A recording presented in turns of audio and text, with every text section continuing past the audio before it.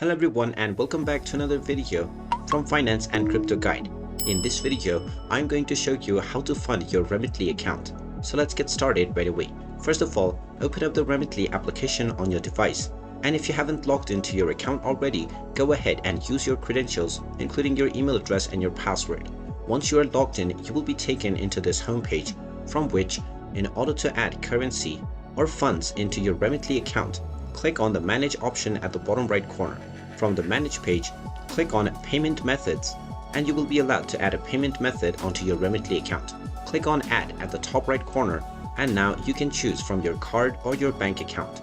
Choose whichever option you want, and then enter your details. You will either need to enter your card number or your bank account number, and after entering all of these, including your expiration date, your security code, and your name as it appears on your card or your bank, you will also need to enter your billing address.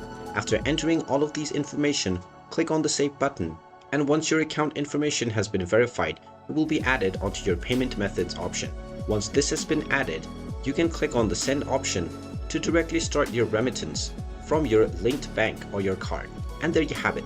That is how easy it is to load funds onto your account on Remitly. If you find this video helpful, make sure you hit that like button and subscribe to our channel if you haven't done so already.